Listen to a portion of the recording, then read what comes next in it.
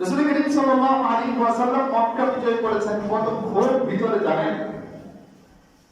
আল্লাহ রাসূলকে মক্কা আসতেই তো দেয়নি, হজই করতে দেয়নি। পৃথিবীতে সবচেয়ে টাচি যদি কোনো বিষয় থাকে তাহলে রাসূলের দেশান্তরের বিষয়টা সবচেয়ে টাচি বিষয়। নির্যাতনের যদি কোনো পয়েন্ট থাকে, রাসূলকে দেশান্তর করে দেওয়ার নির্যাতনের চেয়ে বড় নির্যাতন কি হতে পারে?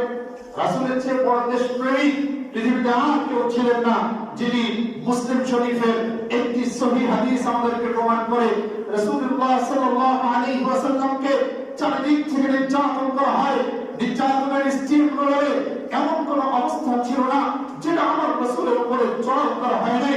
নির্যাতন করতে করতে আল্লাহর রাসূলকে মক্কা থেকে যখন বের করে দেয় রাসূলুল্লাহ সাল্লাল্লাহু আলাইহি ওয়াসাল্লাম, তখন একটি কথা, মক্কার মায়ায়, জন্মভূমির মায়ায়, দেশের ভালোবাসায়, দেশপ্রেমের পরাকাষ্ঠা দেখিয়ে রাসূল পৃথিবীর সমস্ত মানুষকে বললেন, ও আমার কওম, তুমি একটু জেনে রাখো, ইয়া মক্কা, মক্কাকে বারবার পিছনে তাকিয়ে রাসূলুল্লাহ সাল্লাল্লাহু আলাইহি ওয়াসাল্লাম বললেন, লাউলা আন্না কওমি আখরাজুনি মা সাকানতু গায়রাকি।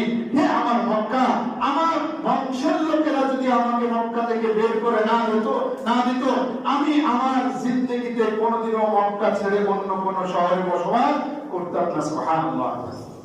রাসূলের দেশপ্রেম এত মজবুত ছিল। রাসূল হযরত আবু বকর সিদ্দিক রাদিয়াল্লাহু তাআলা আনহুকে নিয়ে যখন যাচ্ছিলেন, তখন আল্লাহর রাসূল মক্কার দিকে বারবার পিছন ফিরে তাকাচ্ছিলেন। হায়রে, আমি এখানে বড় হয়েছি, এখানে আমার শৈশব কেটেছে, এখানে আমার খেলার সাথীদের সাথে আমি ঘুরে বেড়িয়েছি। এই মক্কা আমার জন্মভূমি, এই মক্কা আমার দেশ, এই মক্কা আমার মাতৃভূমি, এই মক্কা আমার দাদার বাড়ি, এই মক্কা আমার বংশের বাড়ি, এই মক্কা আমার আসল মাটি আর ঘাঁটি। এই আমার মাটি থেকে, আমার মাতৃভূমি থেকে, দাদা আর বাবার ভূমি থেকে আমাকে এরা দাঁড়িয়ে দিচ্ছে।